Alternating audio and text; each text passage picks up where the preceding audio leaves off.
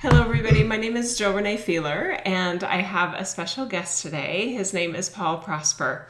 And some of you may remember from the December Solstice message that I actually made an invitation for anyone that's had a private session with me that I would be open and interested in basically them sharing their private session, obviously not making it public instead of private then at that point, or even just sections of it. Because what I've learned over the years, there are so many things that come through in private sessions that end up feeling so relevant and helpful to so many other people.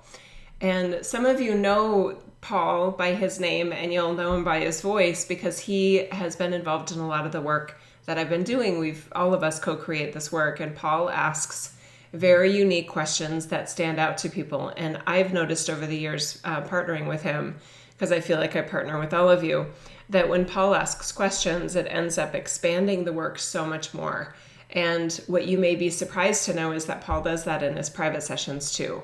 So Paul was the first taker of my offer to share his private session. And we decided, since we know each other so well over the years, that he liked my idea that came to me from his team and my team of us doing this where he's on camera, I'm on camera, and we're both sharing a session of his choosing. So Paul, welcome. Hi, Jill. Hi. Glad to be here. I'm so glad you're here. It's fun that, especially since we just got back from our Egypt and Jordan adventure. Wonderful trip. Incredible. I'm so glad you were a part of it. We all made that wonderful and incredible. So, Paul, do you want to say anything about yourself? Do you want to jump right in? It's totally up to Sure. you. Okay. I could just provide a brief That's great. Introduction, if that's all right. It's perfect. As mentioned, my name is Paul Prosper. I am from a small Mi'kmaq community here in Nova Scotia called Baknike. And I currently am in the position of chief. So I'm an Indian chief in this community. And I have been following Jill for quite some time. And through the course of my, awakening or expansion, I've been led to have a number of questions. And I was so grateful to have the opportunity to come across Jill's materials. And through the course of that, as she mentioned, we've had some pretty incredible dialogues. And certainly within my private sessions, that sort of continued. So I'm sort of looking forward to this opportunity of sharing, what come about within these sessions, and looking forward to just maybe expanding upon it a bit. I love it. That sounds good. So why don't we do this? I'll start the session that you chose, which was from, and this is a funny synchronicity. Do you want to talk about the dates for a second? Because I asked you to pick the session that you wanted to share. This is fun. Sure. It was resulting from our last session where we sort of discussed this idea of doing this joint thing together, and you left it upon me.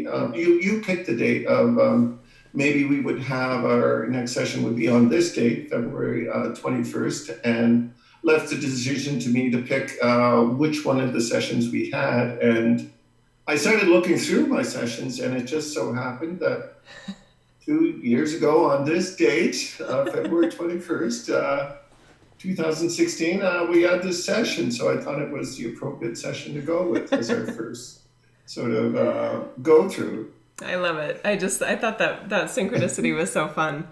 Okay, so let me get us started here, and I'm going to hit play, okay?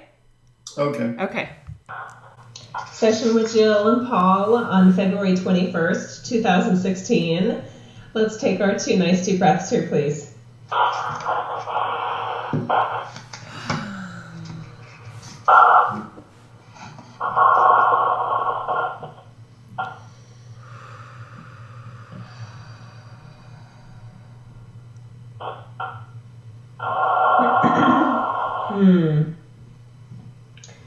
Okay, Paul, this is really cool. The first thing I'm seeing is it's this beautiful image of you in the center of it looks like a ring, but it's more like an audience. And there's just a lot of really amazing souls that are sitting at your feet, around you, all around you. And they're just like, I wonder what he has for us tonight. And it's fascinating because what they're sharing here is what a leadership position that you have in many, many dimensions and many, many realities. What's really cool is that you brought more of that leadership vibration from your soulfulness into your humanness just in the last 2 to 3 months. Wow, so that's what that was. Yeah. I'm so glad you were feeling it, because this is really, Jesus is just nodding his head. He's like, this is huge. Okay. That's really interesting. Wow. I know. Yeah, can you feel it? Yeah, I can. I mean, for me, it was after the election, there was this sort of internal processing for me.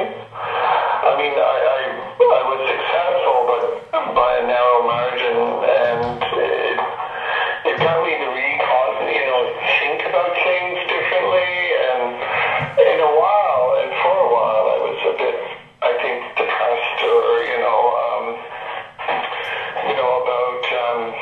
about things, so that's interesting, Joe. Really. So, Paul, is that the election of you as the elder? Because that's a position that's elected within the tribe, yeah? Yes. Okay. It's an election that, through an act called the Indian Act, takes place every 2 years. Okay. And that session in February was following the election in November, and the 2 months or 3 months that followed was sort of the depression during the aftermath of that election in terms of processing. Okay, interesting. All right, yeah. Thank you for that clarification. Okay. Your team is just smiling at the fact that there was a skinny margin there in terms of the results, and it really does, I want to say, manifest this reality that you were sort of indifferent about whether you got it or not. True? Yeah, certainly. I mean, elections can, and I sense this one was, probably like any election, when you're defending, it's a lot different than when you're challenging. So you're sort of in the open more. Exactly. Yeah. Well said. Very well said. Yeah. Okay. So how long is this term now then? It's only 2 years still. Okay. Okay. Your higher self is really smiling because you did win. That's the fact of the matter, is that you won. And your team fully accepted the fact that there was part of your faith that you kind of threw in their hands in terms of, well, if I win, then I know I'm supposed to be there. And if I don't, then I know I'm not supposed to be there. So here you have this evidence, right? That you're in this position of leadership with these people and this community, and you take that leadership role very seriously. You do it with a lot of love and concern and compassion, as well as a lot of wisdom. And what your higher self is saying is, that's huge right there. And from your higher self's perspective, that's probably the number one reason why you wanted another 2 years, is that, humanity in general is really in the midst of a shift and a shake in terms of what it means to be a leader. And you have such a divine way of leading while honoring those that you are leading. That, I mean, it makes so much sense to me knowing you as your soul signature that you'd be like, yeah, I can do this another 2 years. This isn't, I want to say this isn't that big of a deal, but I don't mean it in a disrespectful way, but you're kind of like, yeah, I can do that. Because these next 2 years going into 2018 are really, really, there's something about, we were practicing a little bit more in the past 10 years, and there's something about the seriousness of our embodying light that I felt really kick off towards around September of 2015, where it's almost like we're not just playing anymore. And there's more of a I don't want to say like professionalism, there's more of a maturity. We really want to be like super, super deep in our light while also being very pragmatic, very rational, and more visible even about it. That where our courage, where our values come from, that they're the eternal vibrations. Does that make sense, Paul? Like when I was contemplating this, the next 2 years, and I've been obviously following you, and just trying to key in on things on how I feel about the energies. It seems like what's going to come along in these next 2 years is going to be rather. It's going to be different. It's going to be,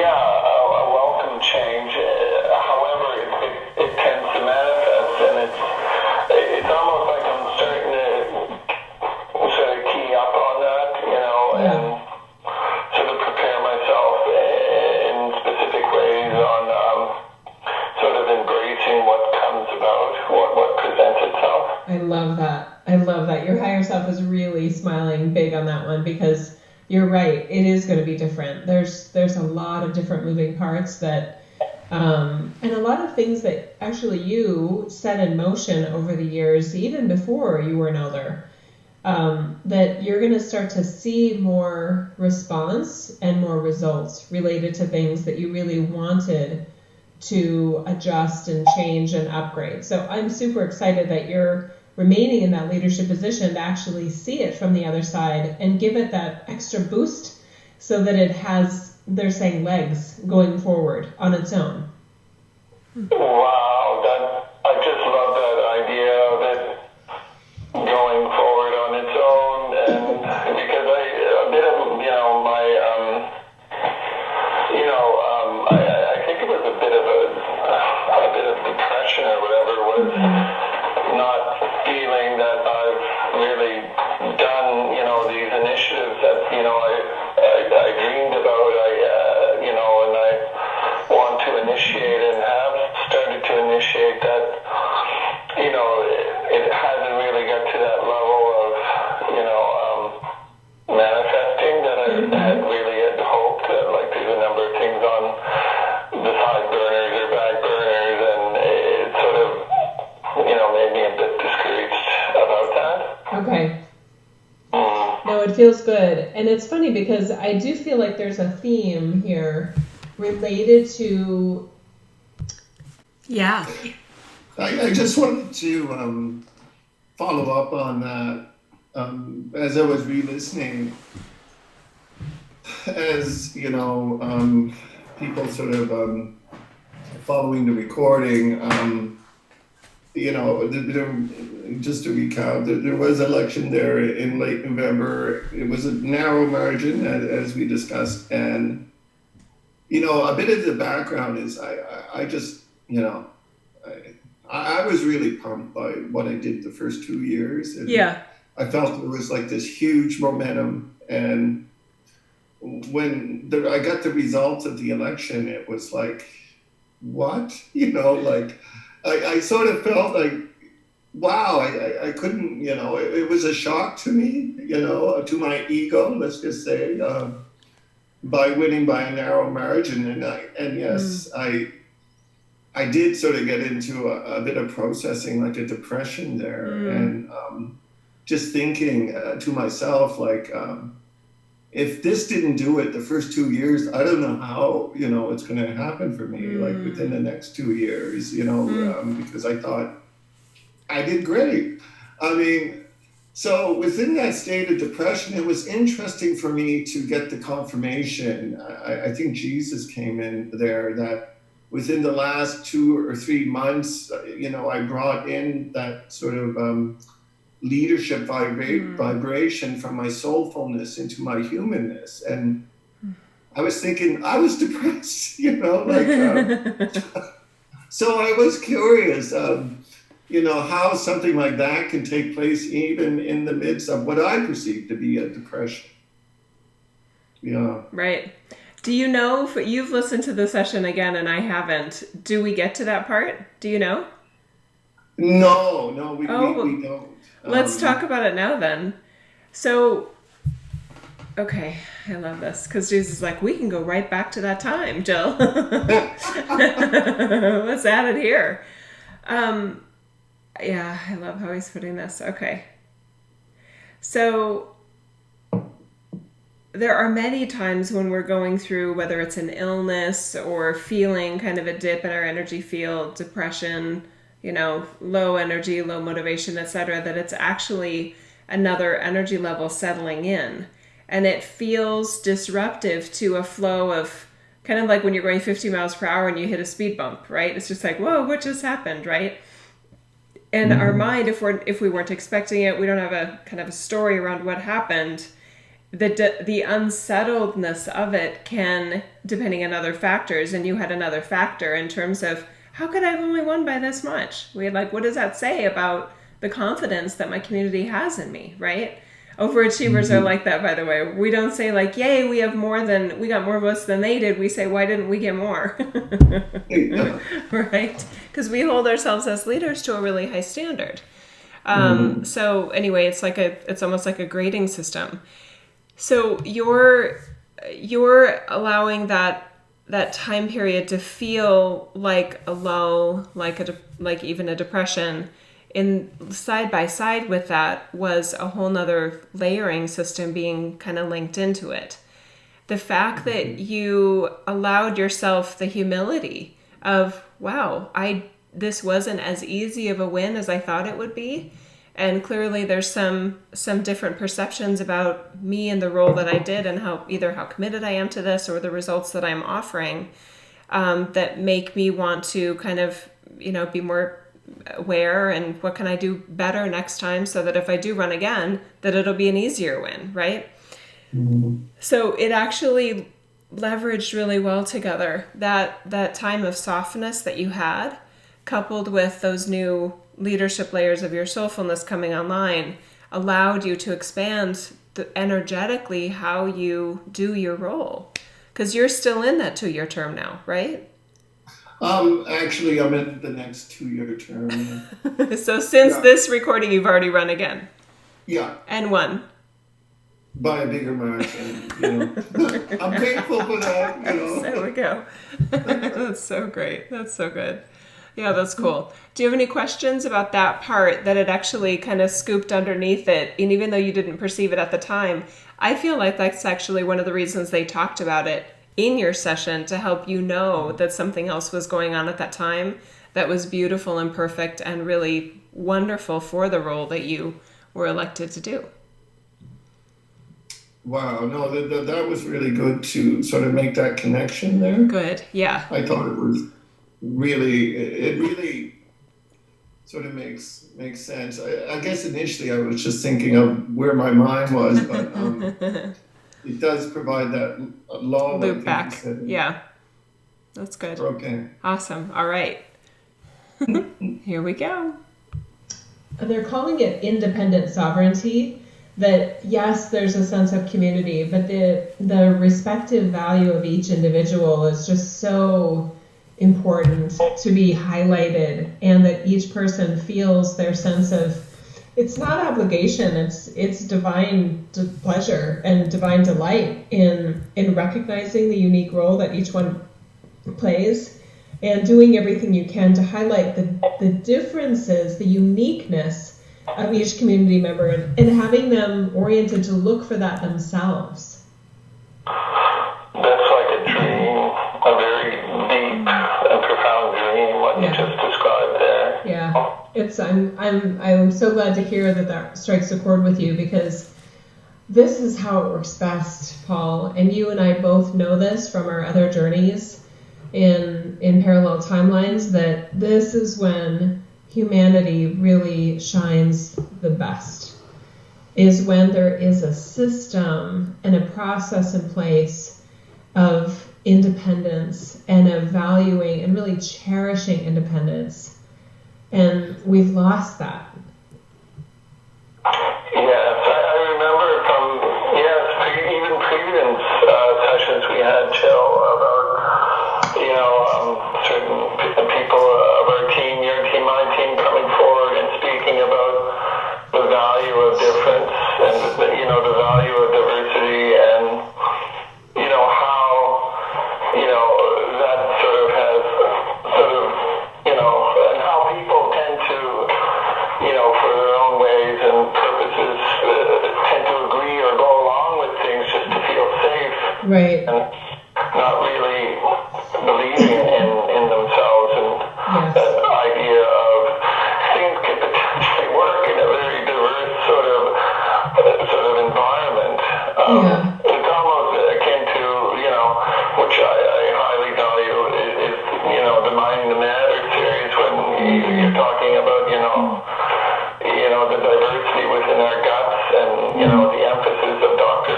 Mullen on that, sort of like I draw a parallel to that. That's good. I hadn't thought of that parallel, but I totally see what you're saying, and I'm smiling and laughing at that. That's so good. Yes. It's almost like it's particularly important for your community, because for a community that identifies itself as a minority, for valid reasons, right?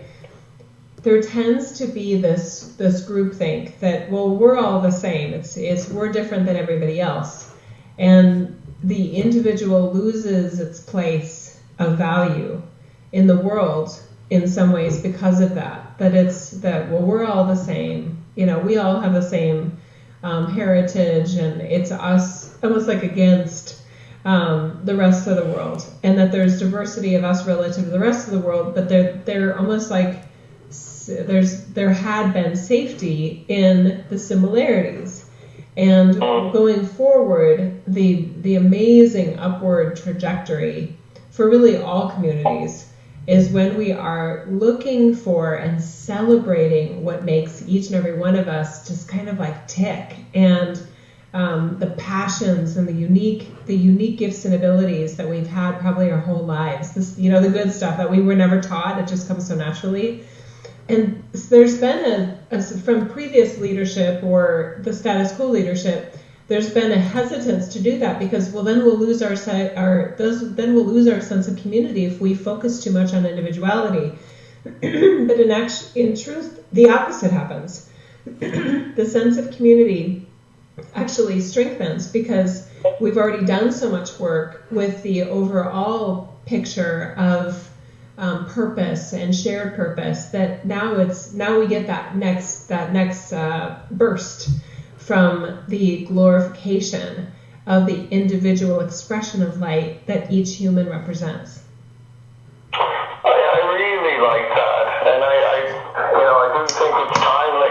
I mean, because at times what I sense just through dialogues and certain discussions is, that solidarity, which is often great, and, a certain sense of unity of a common history and a common plight, but, sometimes what can sort of translate within that is usually from a historical context, like victimization, and us carrying that collective sort of weight of the past, and, certain elements of,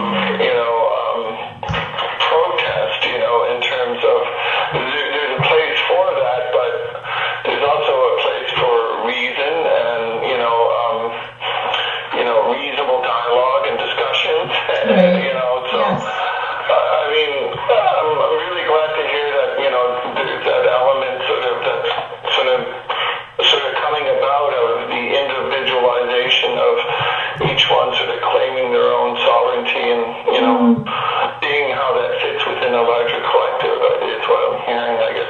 I love it. I absolutely love it. Yeah, it's really beautiful. So your team is just, they're celebrating now. And the ones that were sitting at your feet.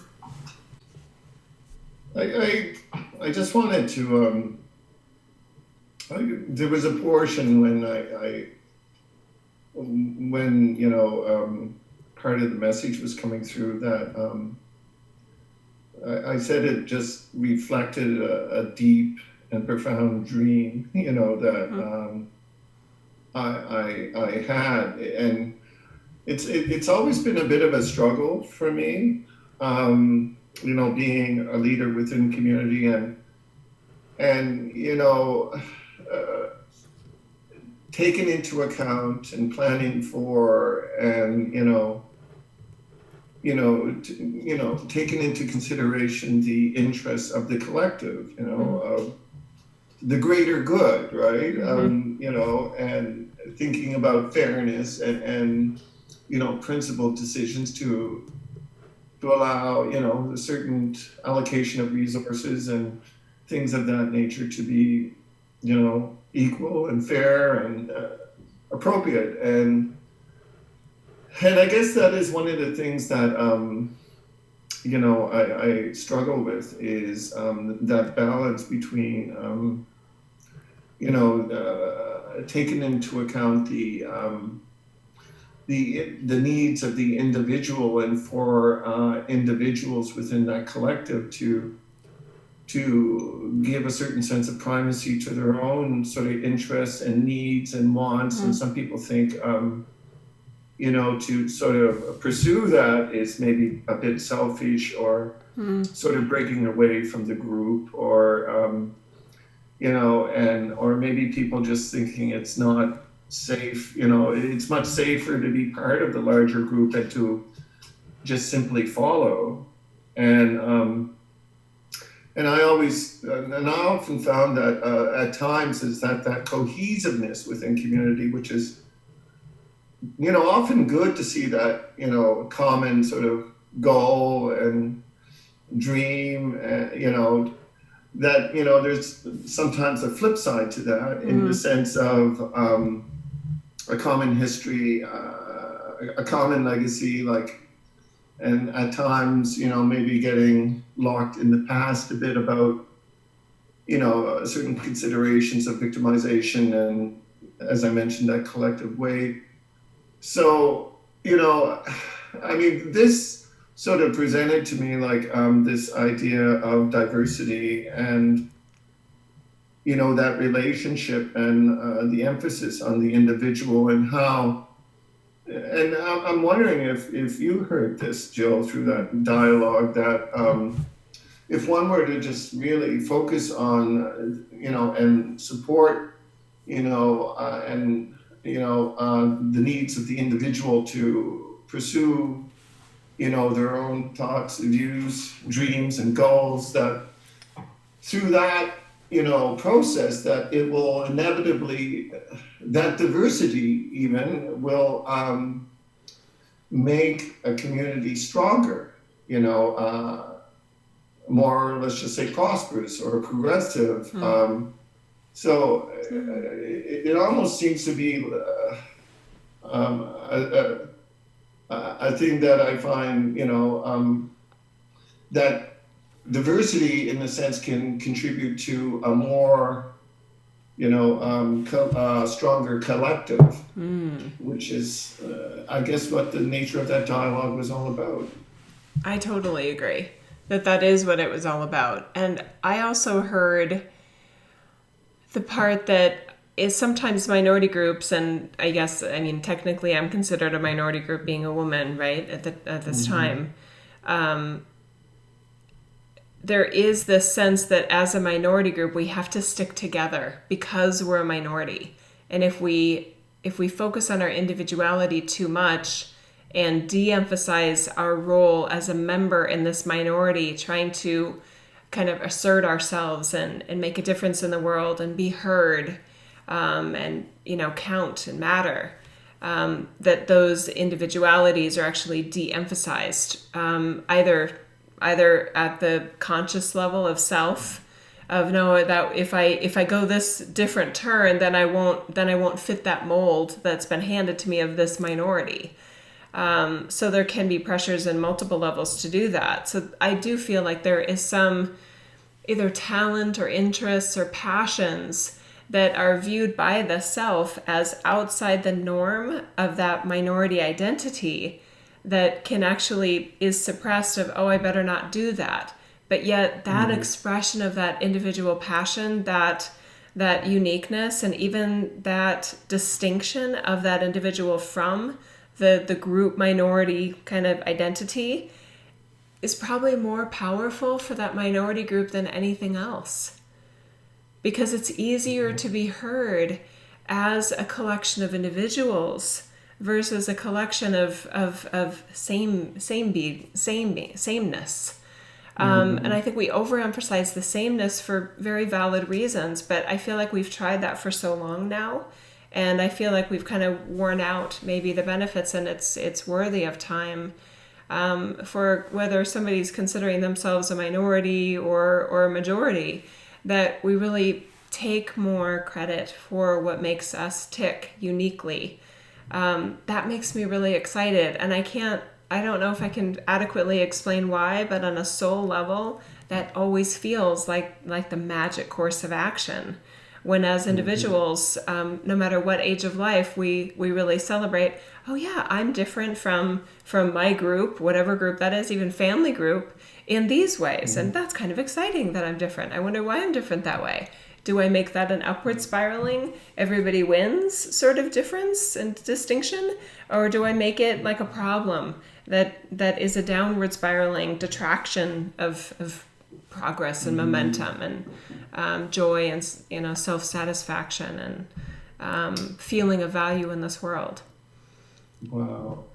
And I was thinking, because I agree that things essentially could get, the stronger the individual, the more complete the individual, that the byproduct of that for the community would be endless. So I was thinking about it within the context of ceremony, of maybe, developing new ceremony, to sort of support that component of, the celebration of the individuality of, people within the collective,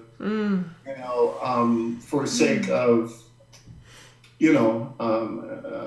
knowing that it would be for the larger good in one way, shape, or form. So, wow.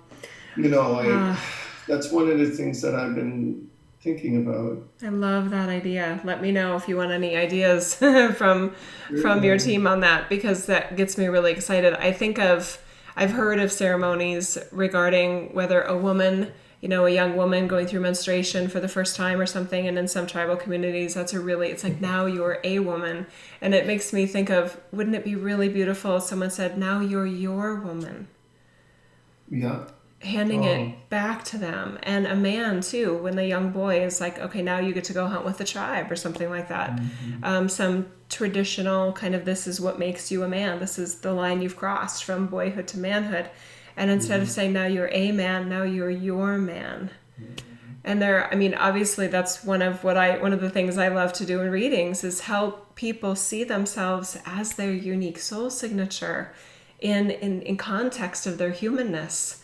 And in that process, and I know you know it, we feel so seen and so inherently valuable outside of a context of identity, either gender identity or political identity or ancestral identity. It's such a beautiful thing, because I think it amplifies all of those other subgroups in a really beautiful way. Oh, it's beautiful. If I can, Jill, because you mentioned it, and we'll probably be referencing soul signature again. I'm wondering if you could just maybe elaborate on that. Okay. A bit. So when it was, there's a lot of terms and words that are thrown around in our world of consciousness and enlightenment and even New Ageism, if some people consider us in that group. The idea of soul signature to me allows us to have a context of our purest God connection and God essence that still is individual. I was bothered by the notion that I saw some people had about this idea that beyond this reality, there's this collective one in a sort of, I want to say like green jello, no identity, no personality sort of way, because that definitely wasn't the interaction I was having with the higher realms. I still felt a lot of individuality and personality, even with whether it's Archangel Michael or Yeshua. I feel them by their essence, by their vibration, and I can tell kind of who they are in that way, not unlike we do in our humanness. So it's fun with the work I do that I can actually see the human personality as a really, more often than not, a really nice match to the soul signature identity or the soulfulness identity. And I'm using the word soul in the context of the eternal self, the eternal you, the part of you that was always there, that was there before you were born as your human and will be there after we die in our humanness.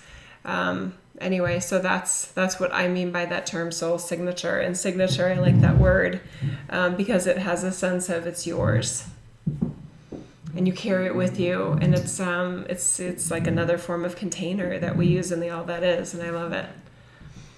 It's beautiful, and I've borrowed that phrase and used it in various contexts, and it works, doesn't it? People would come to me and they would resonate with soul signature, and they would like own it. And it would be like beautiful because it's authentic to them, know. I mean, and I just, when I heard that, just beautiful. It's a nice anchor in this reality too, because our identity and our humanness can ebb and flow and go through so many sort of morphic changes, metamorphosis sort of experiences. And the soul signature, it's not that it's static, it definitely is dynamic and it's wide, it's very, very wide, but it gives us another level of stability and kind of a root system that's beyond this time-space continuum. And I find that really helpful, especially for people that are quite expanded in their consciousness and want to experience the more esoteric layers of this reality beyond the five human senses. And I like that add-on you mentioned about it being dynamic and changing, because we're not static, right? No. We're quite quantum. We're amazing. I love the word quantum. Yeah, like not anything is possible. Maybe. I don't know. Awesome. Great. Thanks for that, Paul. All right, should we go back to it? Sure. Okay, thanks for that. That was fun. Are now standing next to you and they're cheering you. They're saying thank you for signing up for another 2 years. Even when you weren't sure you were signing up, but you did throw your hat in the ring, which was kind of like signing up. They're just really honoring your decision here. And they, and this comes up a lot, I know, but they're saying remember to have fun. It's the joyful expression of your gifts where you shine the brightest, Paul. Wow. I've been thinking about that, Jill, and reminding myself in various ways and, that importance of the journey and how, we carry our life, amidst the journey from moment to moment. And, I think you're right. It can't be overstated enough to really be in that place of joy and, yes. Love, essentially, and trying to carry that with, a moment-to-moment basis within various sort of situations and environments. What's interesting is that there's actually another tribal leader from another timeline, and your team is smiling and saying they're not affirming, but they're saying it could even be you from one of those other timelines. You were a very strong, now they just did confirm it, I'm laughing at them. You were a very strong leader in that timeline. And he's saying this is what we knew previously, was that there was a way to lead joyfully, yet firmly. And and appreciating the balance between the final say and the authority is within you as the leader, and yet it is rooted in the honor and the divine privilege of being able to lead out of honor for the community, not out of selfishness, not out of arrogance. And what he's saying is that over the past, he's saying 2,000 years, there has been a misunderstanding of many leaders where there's this sort of false humility, of almost like, I can't show that I like to be in the leadership role because that would be seen as arrogant. And of course now Buddha's stepping in, and Buddha's saying, what a ridiculous notion that a leader needed to be almost like treating it like they were miserable in order to be to do the job and be respected, but they couldn't have fun doing it. Buddha is just saying, phooey, nonsense. He's saying horseshit. That's horseshit. I remember like a previous dialogue which I just valued when you told me that, or my team was telling me to sort of lighten up and be a little more seriously playful. And I'm curious about that balance and any tips or, because I find like that balance of being joyful but yet firm, right? Mm-hmm. And I find sometimes I have difficulty, maintaining that balance because you can't be willy-nilly, I guess. When you're in a leadership role, you want to sort of come out from a principled perspective anywhere, or a fair perspective, and call things, when you see them in a specific way that I guess is honoring to the individuals or person or whatever, but yet getting, them to see the larger picture, of why. I find I struggle with that. Okay. Well, you do have a very fun sense of humor, and the more that you can allow yourself to find humor in the situations, the more naturally you will integrate that part of you that is in joy in the leadership position. The authority of the position takes care of itself in terms of the firmness. There's no mistake that anyone would have about who gets the final say, those sorts of things. So it's like your team is saying, you don't even need to really worry about that. And that's where the heaviness comes in, is this maybe doubt or insecurity even of, am I honoring the role?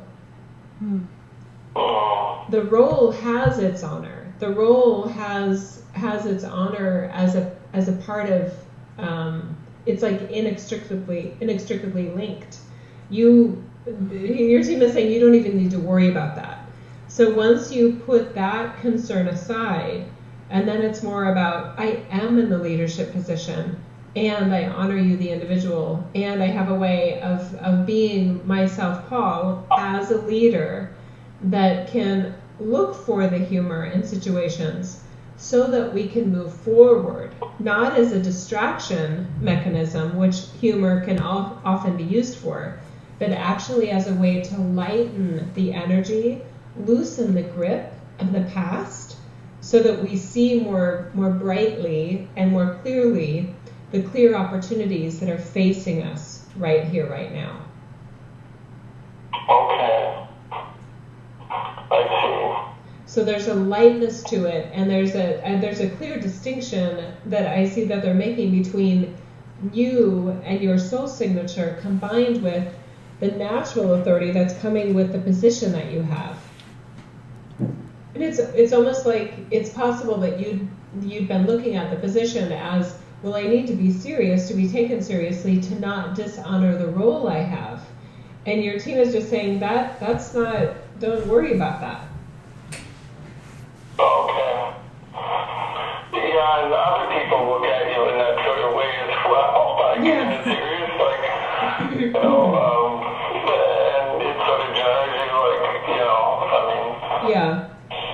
How they tend to, like in political situations or situations. Right. The chiefs are typically the ones on the board or whatever, and so there's a bit of seriousness there that comes about as a sort of. But I see what you mean.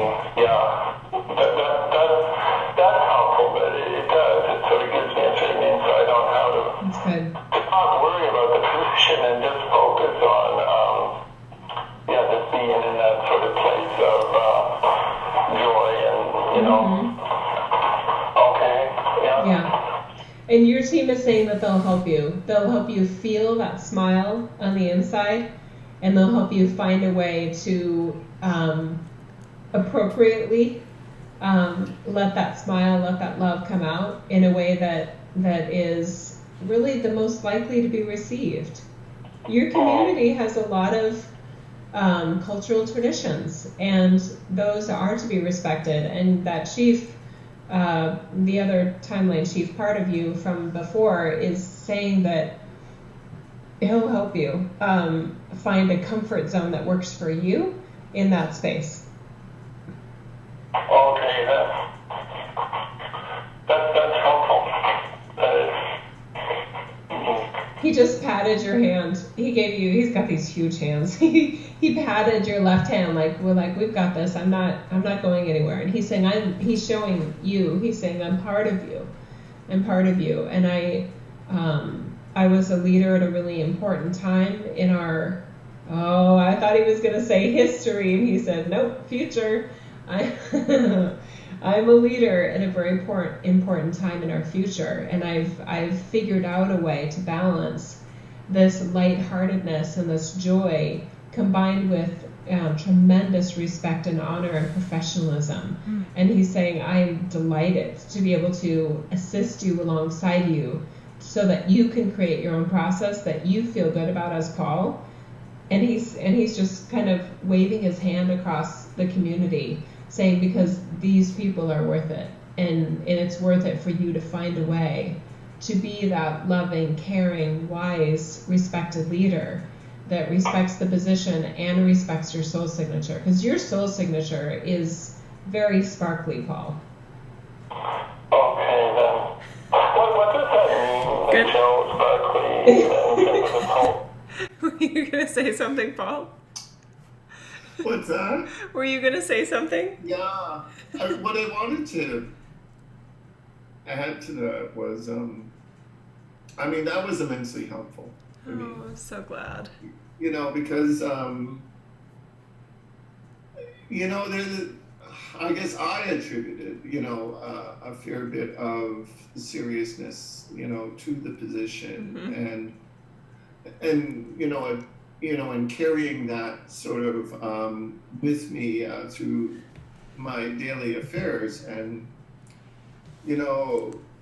with that sort of insight from that elder, that future elder, I guess, 2,000 years into the future or whatever,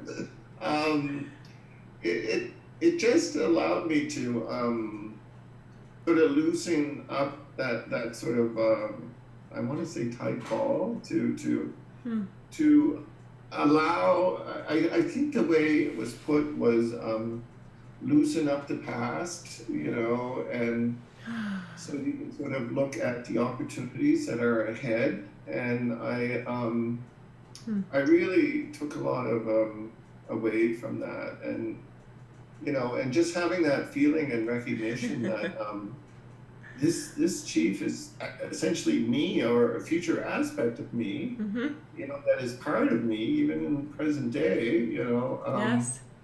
really helped me to accept that, and I know from our, previous discussions, Jill, and we talked about laughter and how laughter has a way of almost, shifting the energies, quite quickly, that Right.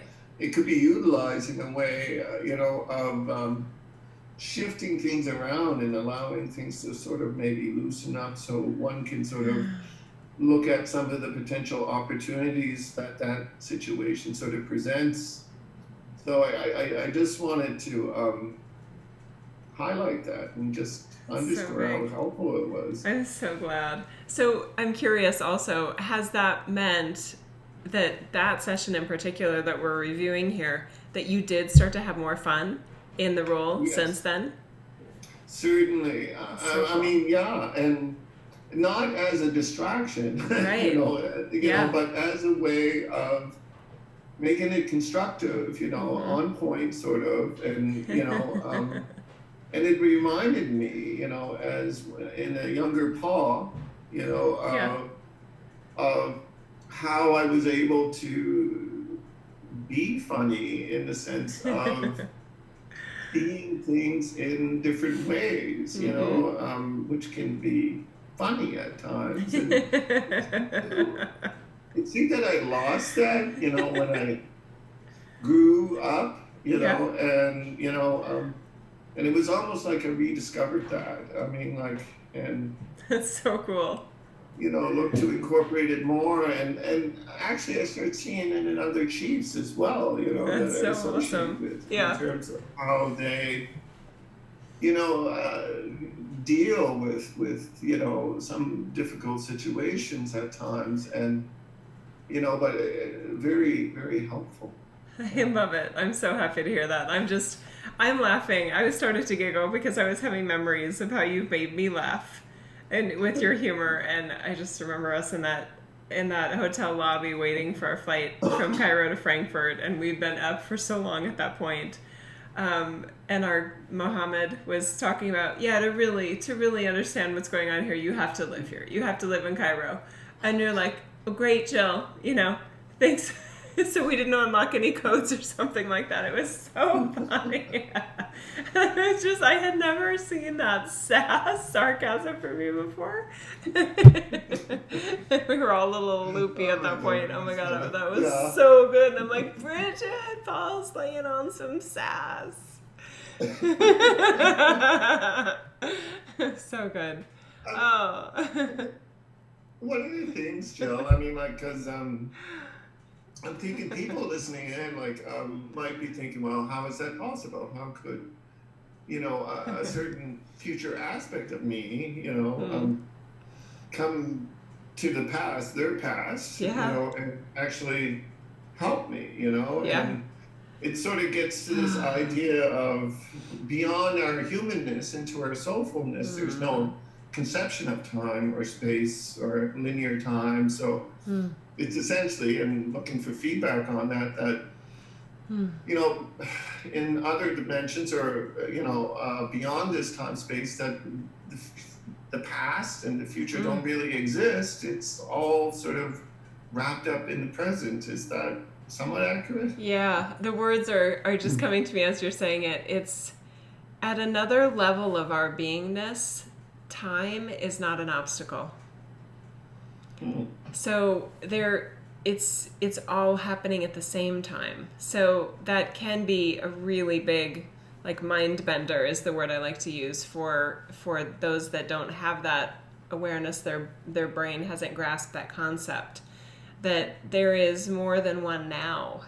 And it goes into parallel realities. It goes into parallel timelines. It goes into parallel versions of self. And that a future, quote unquote, version of you is happening at the same moment that this you is happening. It's a wild concept. And then there's other kind of versions of ourselves or layers of our beingness that aren't even in time. They're out of the time-space continuum totally. And outside of the time-space continuum, or is it inside the time-space continuum, Einstein just said. He's playing with us. That's so good. Where there is no time, there is a sense of omnipresence, where you're everywhere at the same time, but still with a reference point of your one, your soul signature, but in a divine union with the all that is at the same time.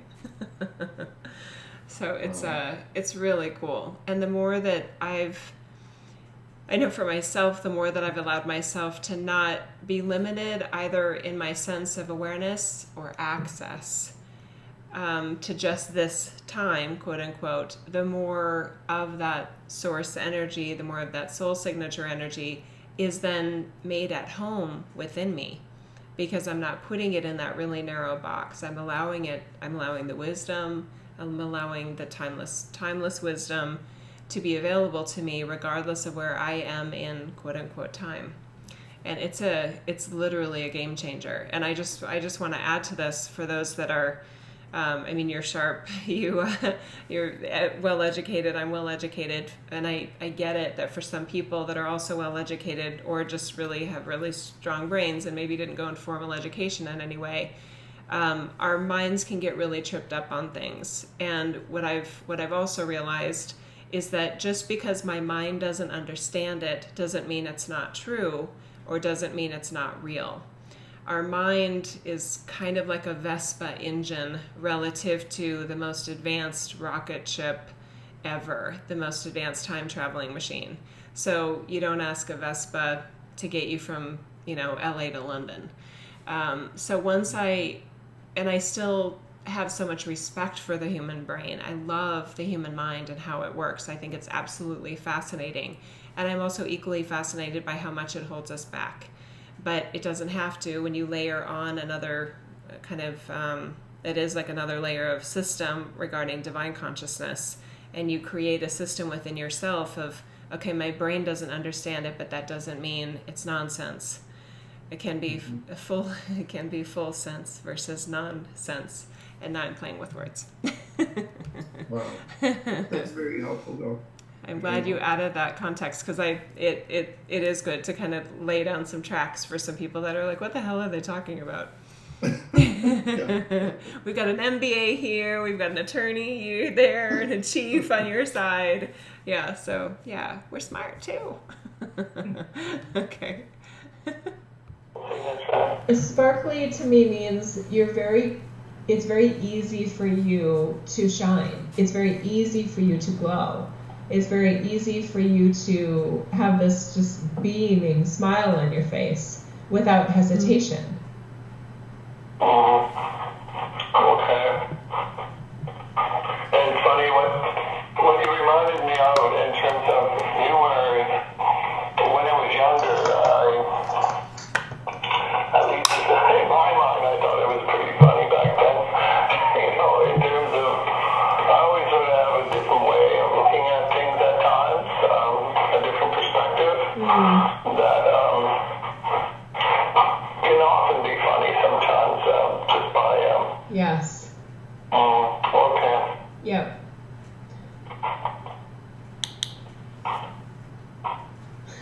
That's good. That's really good. Okay, let me see what else that they want to talk about here. This is interesting. Has your community been through a really rough patch, or are they going through a really rough patch right now? The reason I ask, I want to tell you why I'm asking first. There's a lot of alchemy being, I want to say, fed into the community right now. It almost feels like a bubble of restoration codes, and I feel that it's related to kind of like there's been some fragility in the community of well, is everything okay, and are we really strong enough to move forward, kind of thing. So I feel like there's a bit of a slowing of the pace, and let's heal, let's restore, so that we can get stronger and that we can move forward. That's kind of I feel that at a community level. I've sort of been feeling that too, Jill. Okay. In a sense that, and I guess I attribute it to the election because it was sort of a split, right? Within the community, and often, the dynamics leading up to the election and afterwards is, somewhat instability, and there's a bit of fragility there, as you mentioned, as well, about people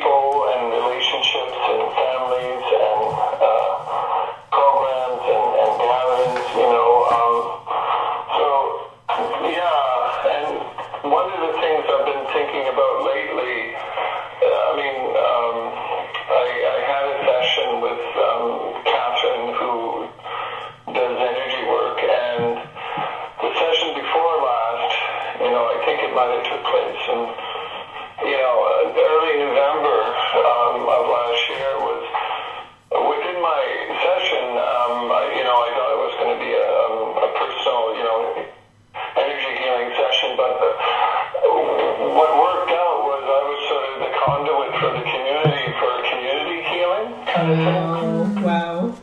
And it was bizarre, like in the sense, and of course she asked my permission if I'm up to doing it, and it was sort of like we're in the process of healing, and there was a healing session taking place later that week, so this was like a pre-healing to get us to a better place to be able for individuals to heal within the community. And healing is one of the things that I've been thinking about quite a bit about lately, Jill, about how, can we both individually and collectively heal in order to, heal those sometimes very old wounds, to sort of move forward in a very innovative and joyful and progressive way kind of thing. Nice. Oh, that's so beautiful. I love that you are aware of that that's going on, and I love the timeline of when you are doing that in November, because it feels like there's still a nice kind of hovering of this alchemy being offered, and I also feel like it's been very meaningful. Even the December solstice feels like it was very, I want to say, especially sacred somehow for your community. Oh, it's just beautiful. It is beautiful to hear about that. It's somewhat of a confirmation there too, Jill. Yeah. Nice. Good. Well, it's so interesting. I'm just noticing that we've spoken so much about you as Paul in your career kind of role. I was just, for me, that was a certain kind of confirmation from a previous session with Catherine, Cool. where, as I mentioned, I was, for lack of a better word, I think a conduit for community healing. Mm-hmm. And I wasn't sure if I had that authority to do stuff like that. And apparently I do. And so it and I have been, thinking about community healing and thinking about, potentially under this guise of maybe creating new ceremony to have, community healing to take place. And I'm trying to think, it's hard to think of community healing without individual healing, Right. Yeah. And I was wondering if you would have, or my team would have any further thoughts on what, I know each community is different, we're somewhat unique in our own, but if there's anything that comes up with respect to that. Okay. I love it. This is such a beautiful doorway to walk through, Paul, so I'm super glad you asked. So when you were saying, I didn't know if I had that authority, that is it's a beautiful hesitation that you have. And I've seen this a lot with kind of our peeps like us and my audience that I'm so blessed to interact with, because we're all very similar in a lot of ways, but still individuals.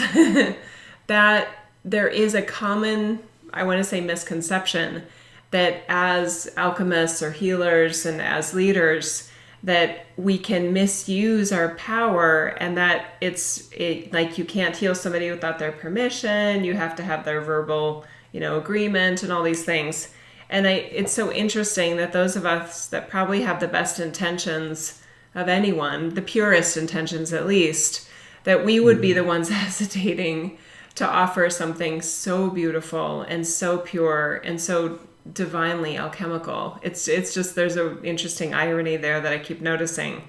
So it was shown to me differently, that when we offer healing to somebody else, it's certainly not imposed on them.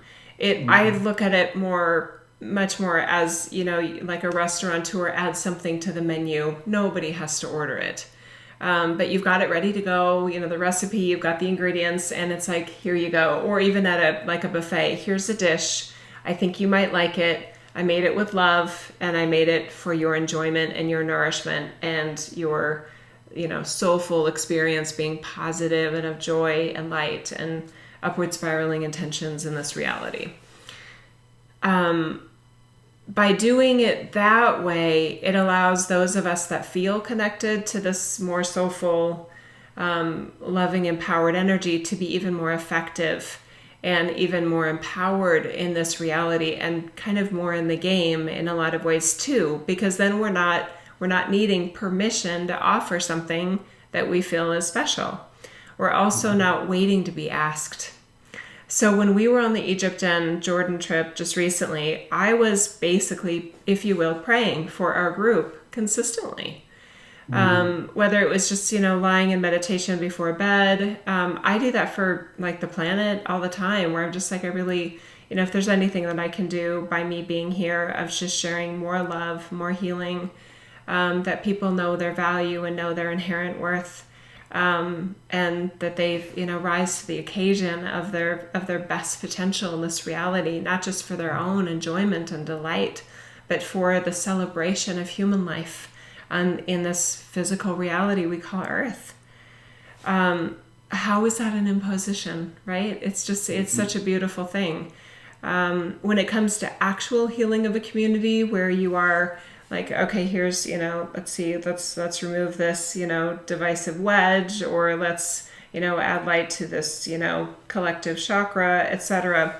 I'm still shown, and I still feel like that is totally within the bounds of a divinely led either healer or leader, because it's still not imposed upon them, and it's still offered, and they can either choose to receive it or not receive it. And I've seen amazing results where people actually do choose to receive it, and they're not even consciously aware that anything was offered. And it's like, you see them the next day and they're like, yeah, I slept really well. I just feel amazing today. I'm like, oh, that's so cool. And of course, there's no scientific way to say, oh, it was because of that. But if it assisted even a slight iota, that's wonderful. It can't hurt. Yeah. Yeah. I really like that. I do. I find you explained it in a way that allows, one to, if they so choose, to assume that authority and to offer it in a way. And ultimately, I think, as you mentioned, it's up to the individuals or whomever to take it. And I really like what you said about how it can happen. It doesn't have to be a visual, like, I got it, thank you, right. Yeah. But it could happen even if they're not aware of it, which I like as well, really. It makes it a lot easier when you give it that power, that it doesn't have to be something tangible or known. You don't have to call somebody and say, hey, I just offered you a healing, FYI, right? It can be totally like on the esoteric layers, which are very effective. Nice. That's cool. I love that. I do. It's fun. Thank you. You're welcome. So I'm just kind of noticing that and observing that. That's interesting. So I do want to offer now that we can switch gears, if you like, into the specific questions and topics that you had. And I'm going to be curious to know if some of your questions were related to career.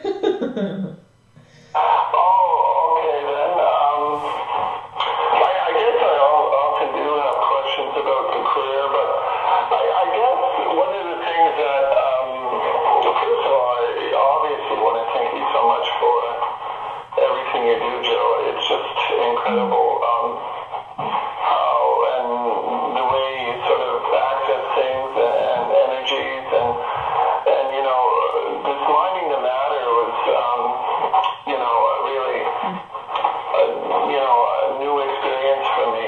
It's just changed. I never really I get to this point from a health perspective of feeling really down in terms of my health. This must have been about a month and a month and a half ago, even more so than I felt about it before.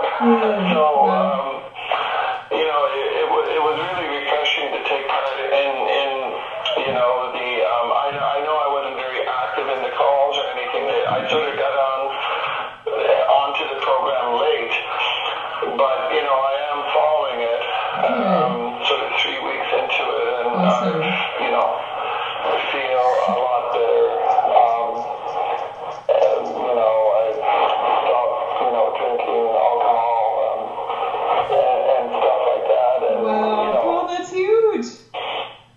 It is for me anyway.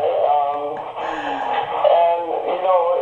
I find that I have more energy, that I think more clear, and I'm just wondering if you have any insights on how my body is sort of embraced. I'm 3 weeks in, so I guess I'm in a bit of the detox phase of it. But, Okay. if you have any insights on how my body is sort of coping with this I love change. it. So you are feeling more energetic. Do you also feel lighter physically and energetically? Yes, both. I mean, Good. I must have lost about 15 to 20 pounds. Oh my gosh, you're kidding me. No, serious, and it's 3 weeks into it, and I eat as much as I don't. I'm You're not starving hungry, yourself. and, Good. I eat when I'm hungry, and Awesome. Oh, Paul, I'm so happy for you. Okay, so I'm curious to hear from your body too. Your body is giving. First, I saw thumbs up, and then I saw toes up. So from your fingertips to the tips of your toes, your body. Do you know what your body is saying? Is thank you. Your body is saying thank you for trusting yourself that this was going to be amazing for you. You are really, wow, Paul, this is so big. Your body is just showing me that there were different timelines related to just the aging process, that there's nothing wrong with those, but what you've done is you pulled yourself out of those timelines of more traditional aging, and you've pulled in and created a whole new set of timelines for you physically and energetically, for how you allow your light to be in this reality going forward.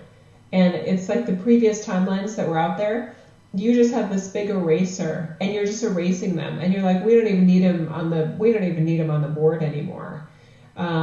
This is what we want. We want to feel really, really good in the bodysuit, and this is what we're doing. And it's just really, I just feel the authority in it, that there's a lot of purpose in this, and your body is just like, no, yeah, I got this. It's kind of like the captain of the football team that maybe wasn't so sure what was going to happen at the beginning of the year, and then it's like, no, now we've got a system. We're really going to go. We're going to go all the way. awesome. That is just so wonderful to hear. I mean, because I do feel a lot different. I mean, it's just been 2 weeks, but motivated, and just to carry on with it. I think from what you mentioned about phase 1 within Dr. Mellon's program, about maybe instead of trying it for about 6 weeks. So I'm going to do that after 3 weeks, and so for another 3 weeks, and then just carry on with the second and third. Perfect. That's so. Paul, are you? So you're not doing it anymore either, right? No, but when I listen to this, I know it. I know. I'm just. And maybe just a bit of background, like. Yeah. Yep. Here, Samson wants in. I'm gonna let him in really quick. Sure. Hi, Sam. Come here. Okay. Do you want to give it, or do you want me to? Yeah. The background? Yeah. Yeah, I was going to just, provide a bit of background, like what my situation was before. Okay. Yeah, let's do it. Getting into the program. Yeah. And it wasn't good. The metric for me was a council meeting, which is an all-day meeting, which could be grueling, right? Because you discuss a number of things, a lot of dialogue, and you seek consensus. And when I walked out of those meetings, I would get here home and go directly to bed, and wake up later, but it was more or less, and I just knew things were just not going well energy-wise, and I remember to that point, I'm saying I got to do something, and thankfully your program came out, Minding the Matter, and then we just listened to the dialogue of you got a really good connection there, Jill. Tapping into my body. It was really good hearing that perspective, and I remember, when I was into it, thinking to myself, having tons of energy, incredible focus, confirmation from my brain that Right. I'm on cue, that I remember just thinking to myself, this is what life was meant to be. So cool. This Yes. is the Paul that I was meant to be like, and I Yeah. was just like amazed to have that recognition Me that too. this is it, Oh my God. and then slowly, I sort of, went off the path a bit. So the program was Minding the Matter, just so other people know. So you can just Google Jill Renee Feeler Minding the Matter and you'll get it. And part of it was based on my own, it wasn't a health crisis, but for me it was health deterioration to the point in my mid 40s that I was like, okay, I've got to get my shit together here. And I tried different things, and I was working with a naturopathic doctor, and I discovered leaky gut through some allergy testing, food testing that she had done, but she didn't mention leaky gut. It was actually another friend that said, well, it sounds like you have leaky gut. If everything you're allergic to is what you're eating, you guys, you probably have leaky gut. Now, the regular medical doctors won't say leaky gut. They'll say perforated intestinal lining. They think leaky gut is a quackery word. It's the same thing. Anyway. They're picky about their language in the AMA and probably other medical professionals and other cultures too.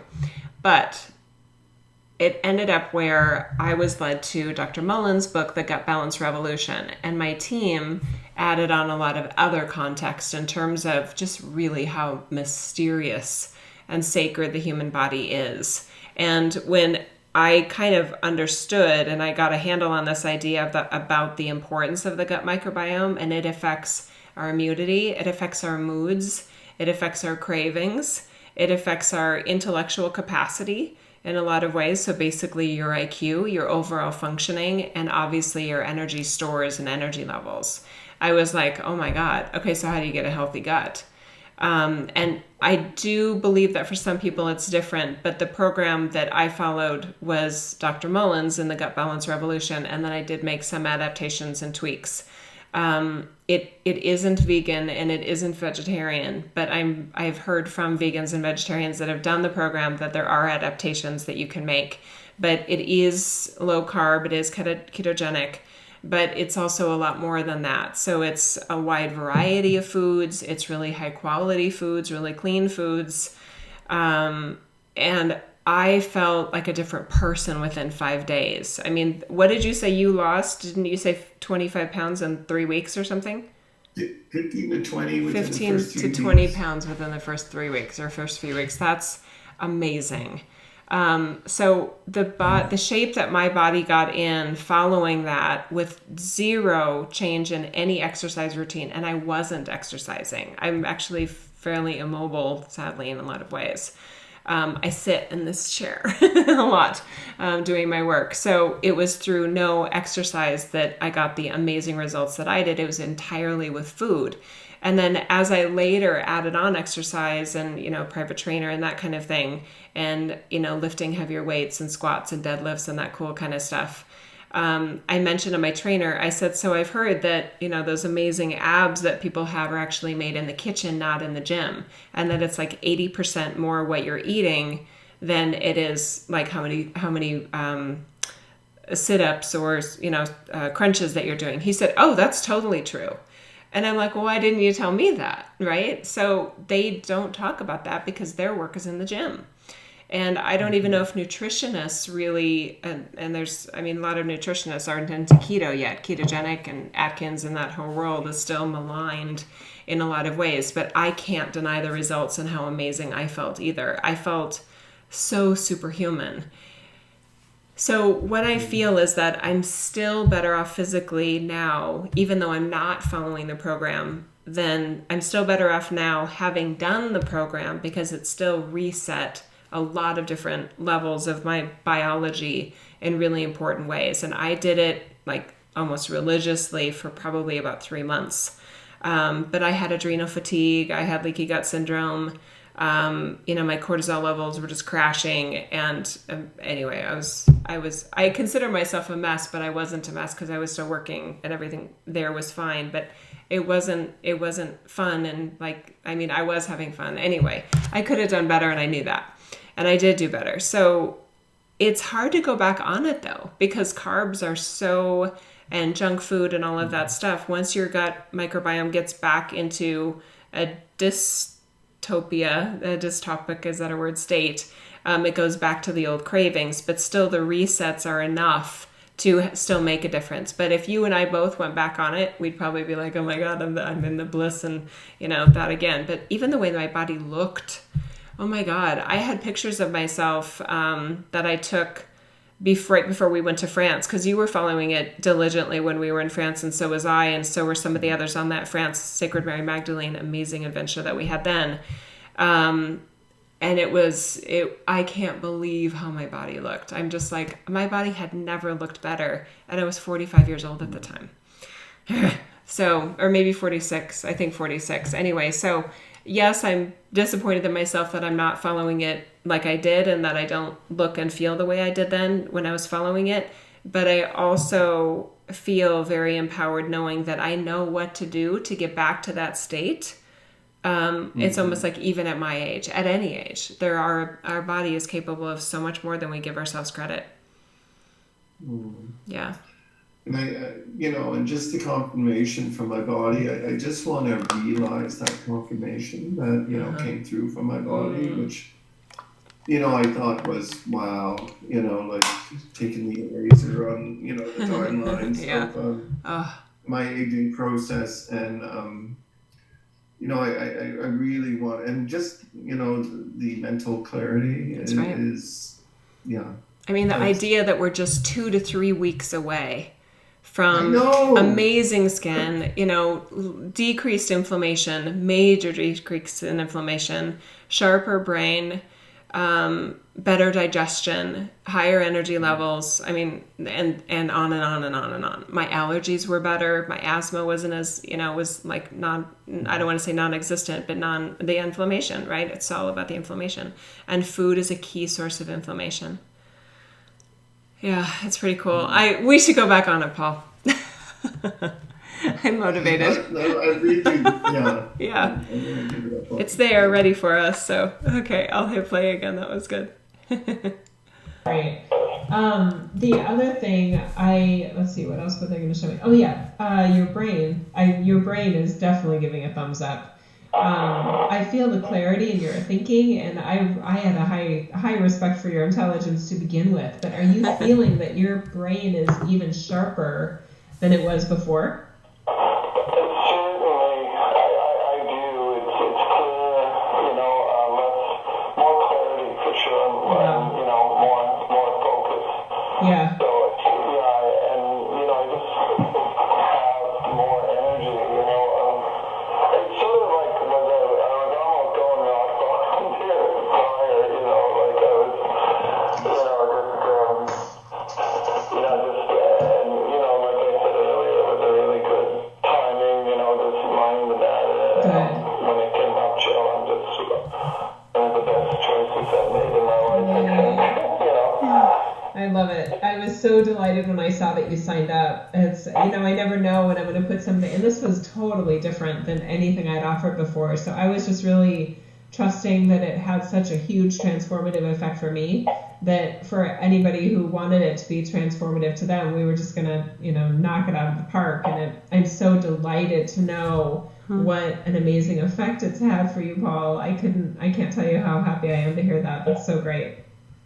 Oh, yeah, and other people are just, because it's so out of character for me to really do stuff like this. Yeah. I used to take a lot of things for granted. My health being one of the primary things where, eat anything, do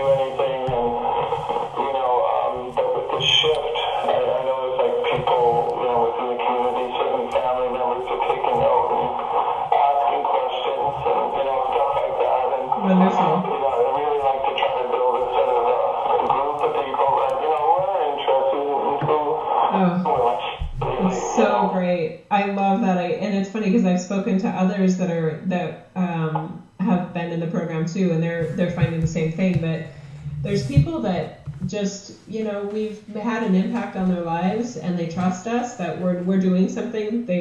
They're curious automatically, because we don't make decisions just haphazardly.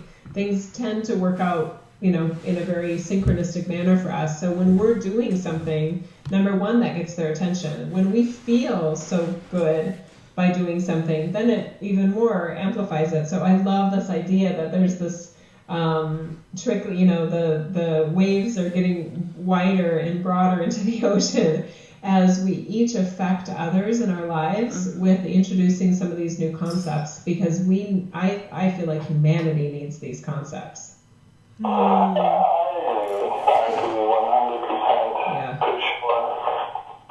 Nice.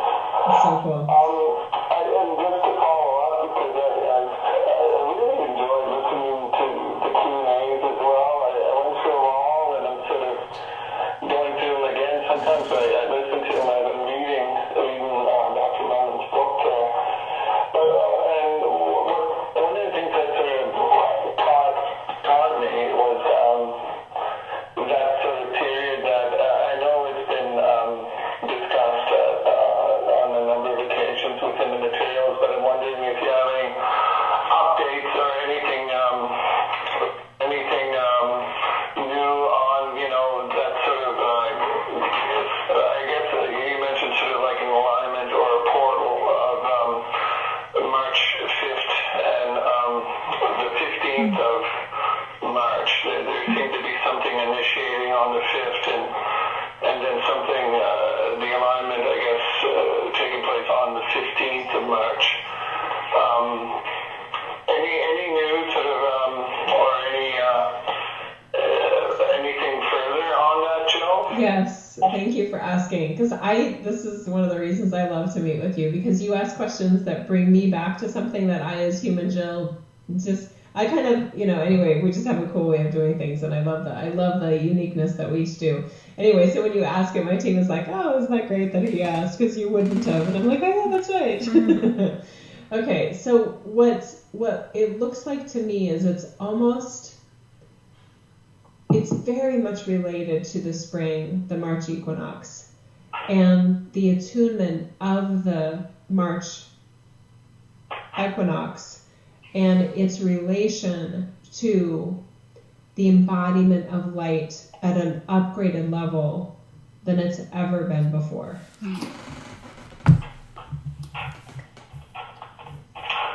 Okay. So this is on multiple levels that we left out, frankly, previously. Normally, when we, as a group of conscious light in human form, we tended to focus on other matters. They were more esoteric, they were more non-physical, they were more related to the upper chakras. And what we've done, we've made this really noticeable expansion where now we're focusing more exclusively on the physical dimensions, related to relationships, related to the human body and how our biology functions, related to aging, and that no longer has to mean degradation, that aging can actually literally mean consistent improvement. That's epic. that's a complete rule breaker in all the good ways. And we're applying our divine authority to change the rules of the game here and to completely reverse energy patterns and set in motion completely new energy patterns. We're doing that. So it's almost like, a tulip bulb that had been planted in the fall, and in the ground, it's like totally reverse engineering and then progressive engineering a new set of codes for what it will be once it starts to emerge above the soil when all the conditions are right in the spring. And as a group of pioneers, I'm not surprised at all that the dates are within the month of March, known for transformation, and also preceding the actual March equinox. Nice. And Gaia herself is just like, it's almost like a stretching and yawning of the bear when it comes out of hibernation, just going, oh, this feels totally good. This feels very different than anything we've done before. It feels sharp and concise and decisive, very action-oriented, very mobile, very nimble. Very stealth too is another word that comes up, where any sort of the traps, I want to say, of the Dark Age systems and Dark Age programs that we may have felt kind of caught in the snare, caught in the trap of self-doubt, or whatever the case may be, financial challenges. There's so many different things that we feel great, and then all of a sudden it's like we get our foot caught in that trap, and we're like, wait, I can't move any further, hang on just a second, and then we have a hard time recovering. We're super savvy, like light ninjas, as we kind of move through the obstacle course of life now, with an amazing set of hyper clarity, like omnipresence about all the landmines and why they're there, and an appreciation and honor for them, almost, while we just soar over them with no falling, no stumbling. It's really, really amazing. I just love the way you just express that, Jill. That's incredible. I like that. It seems to be like highly efficient too, Yes. in the sense of. I just wanted to follow up on that. Because I was curious about, you mentioned that as being an attunement, and it seemed to fall within that spring equinox sort of time, and I was curious about, there were certain things that translated through that attunement, that were sort of things like aging and rewriting some of the rules, sort of related, that we typically tend to accept within human life. So, like Jill, I was wondering if I were to combine what we just discussed on mining the matter, right? Mm-hmm. About our body, and getting our body in order, in a specific state, that how does that relate to these attunements that sort of tend to come around on a cyclical basis? I mean, can it be said that when one's body is in a somewhat of a better condition, a healthier condition, that are those attunements sort of incorporated maybe a little better or differently? I love that. Or, yes, it doesn't really matter. No, it matters. Okay, hang on just a second, Paul. I'm gonna do a part to the recording. There we go. Okay, so yes, it does matter in terms of, we use different either activation windows or attunements. There's so many different things that we can call it. Solstice, equinox experiences, we use them differently based on where we are. So when I say we, I mean individually. We kind of extract or use that turbo boost in different ways based on what either we're focused on, what we're passionate about, projects that we're starting, projects that we're tying up, and also physically. So when we are in like a really, really physically attuned state, we use those trajectories differently because we're more ready. It's kind of like when somebody says, like, to a pro athlete, do you want to compete in a figure skating competition this weekend? And they're not ready. They're going to have a very different performance. So that may not be the best metaphor, but that's the best one I have, that you're ready for your best experience. So you get a different turbo boost and different energetic layers based on different things. It's cool though, because you can actually, let me see what they're showing me here. They're always stored though, is what they're saying. So even if they're, if there's, some sort of dramatic event in your life that you're focused on, you've lost a loved one or something like that, in the middle of a divorce, or, there's a lot of things that can kind of distract us from our consciousness, interests in our lives. those activations and so forth can actually be almost like stored within our energy field for when we are more ready for them. There's also a leading and lagging indicator effect with these, I want to call them ascension windows for some time, or for some reason right now. So with these windows or trajectories or turbo boosts, some people feel them ahead of them, the timing. If there's timing given, like I gave with that experience 2 years ago with March 5th and March 15th. Some people feel it ahead of it. Some people feel it exactly on those dates. And then some people feel it after the effect.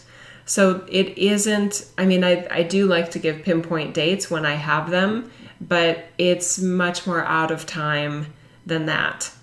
So everybody's kind of creating their own version of this as they go. But to answer your question, we experience them very differently when we are in a prime state of our human biology. Yeah, it's cool. Mm-hmm. It's really cool.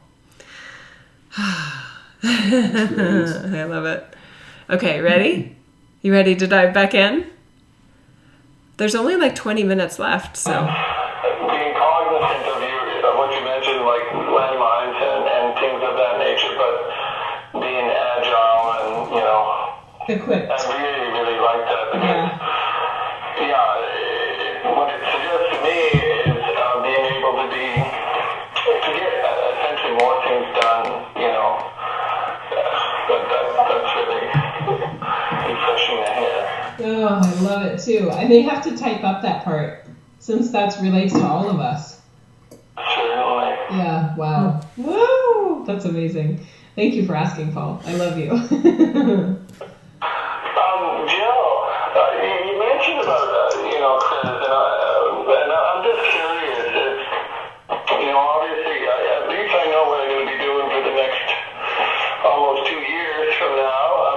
But is there anything, else that you sense lining up or anything unique or different within my existing role as chief that, you think you want to mention or stuff like that? I'd be happy to. What they're showing me relates more to you personally now, as you ask that question.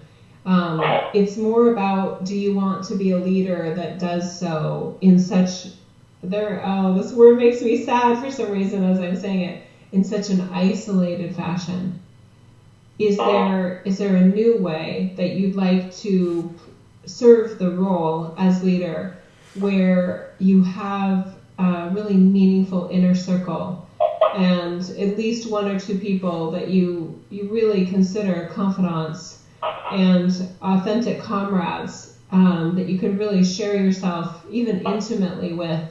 That doesn't have to be romantic, but it could be. That's kind of up to you. But it's part of that joy factor, Paul. Okay. How does that feel to you? I like that. Because isolation is, a pretty good word in that regard. Okay. Because, I always, sometimes I wonder if I isolate myself, but just in certain settings and situations, it does seem that, that there's just no one I can really, talk to or communicate with, on a level that, that would, that I would appreciate. So, Right. I think that would be a good thing for me to at least have sort of at least a close network of people that could help. I love that. I love that they brought it up, and I love that you're open to it. I can see energetically that you're open to it. And what you just did, this is really cool. There was almost like a leadership kind of throne that was set aside for you. And what you've done is it's almost like you've morphed this throne into a bench. And it's kind of a curved bench, almost like in a restaurant, like a booth. And you've made it where there's room for, 2, 3, even 4 or 5 people that sit alongside you in this role of really overall you as Paul, not just in the career and the leadership role in the community, but also personally, and just how you share your free time, and that you honor the fact that you have free time, and that you get to decide what how you fill it, and that could be with much more human to human sort of contact that feels really good to you. And I see that you still like your privacy, you still like your alone time, and I feel like that's not in jeopardy at all. That there's some way of you doing this where it's like you kind of exploring this concept of having more space set aside for others to share your life with very personally, and it feels really good, Paul. Wow, I just really love that. And it gives me something to look forward to as well. Yes, exactly. I'm just going to how much time do we have, Jill? So, Paul, you have that now, don't you? I do, and I just, was thinking how grateful I am to have that sort of Inner circle. expressed. I don't feel as alone,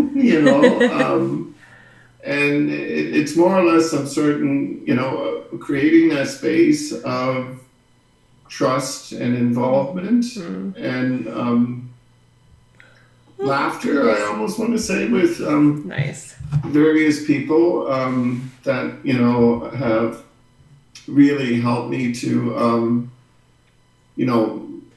on the bench there, that really stand with me and allows me to feel that, they're with, they care about me, and they obviously they see what I'm about, and they want to help that, translate within community. So thank you. I love it. That was really helpful. It's so great. And it's, I don't take credit for the fact that you now have an inner circle. I love that your team was pointing out that, hey, that's an option. And then you did it, right? I mean, then you were like, oh, there's another creator energy I can apply in my life. And now 2 years later to reflect on the fact that you're not an isolated leader. That is so cool. And, it just underscores, which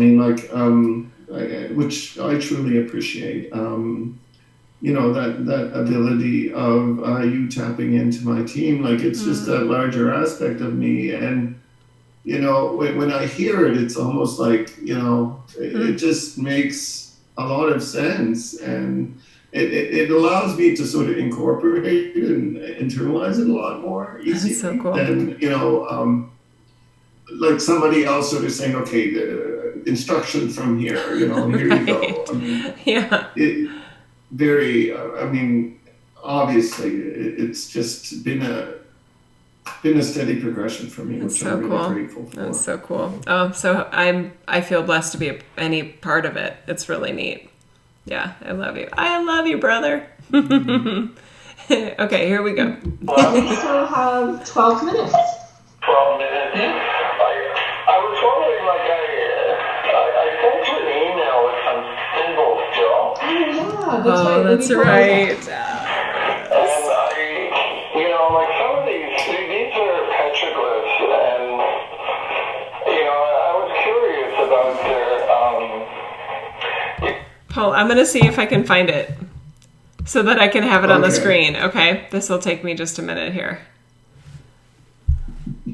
I remember this. Oh my God, it was so cool. Oh, it was awesome. Oh, I'm so glad you picked this one. I totally forgot about this. I'm telling you, I just love what came through there, Jill, and me too. I know on at least 2 or 3 occasions I brought it forward in public speeches and presentations, and wow, because I just love it. Oh, that's so and big. I was waiting for some sort of stuff to come back, because it is, and nothing really, I'm not sure if we're still recording or we're on break here. No, it is still recording. And that's okay, right? Okay, I found it. Yeah, that's fine. That's fine. My gosh. Okay, I totally found these. Okay, I'm going to go back to the play, okay? Sure. Okay, here we go. If you could, read something into that, or if there's anything that sort of came about. Okay. When you look at them, one of them with the circle is, there's the one with the star, with the squiggly line in the middle, and what seemed to be like X's or crosses sort of going around it. But the other one is and they're older sort of petroglyphs. And the one with the more detailed circle with the bigger crosses is said to represent the sort of the 7 districts within our territory of Mi'kma'ki, and historically we have 7 districts which encompasses roughly about 5 provinces here in Canada, with a fairly big traditional territory. But that's the suggestion in terms of what that particular symbol means. But I'm curious if that's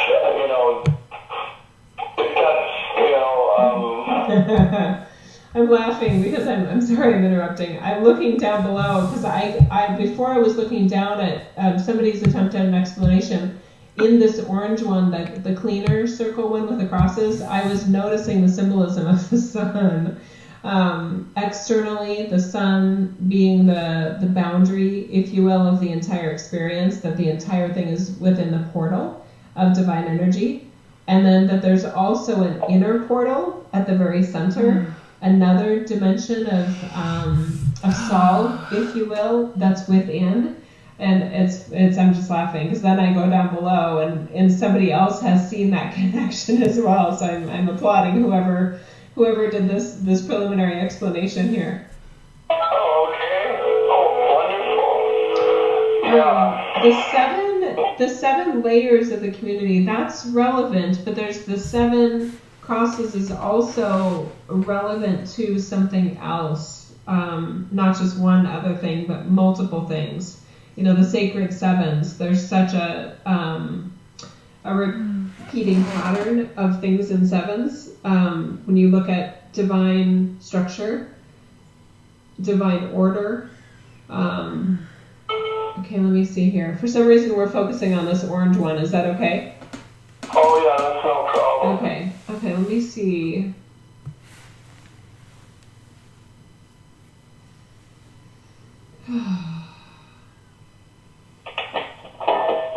It's also this is it's funny because some of the souls that were involved in actually doing these glyphs, leaving these records, are coming forward and explaining that this is the challenge with 2-dimensional art. Is that there's a whole other layer of it that they're wanting to express here, and one is that the way to think about this orange one is kind of like a wedding cake.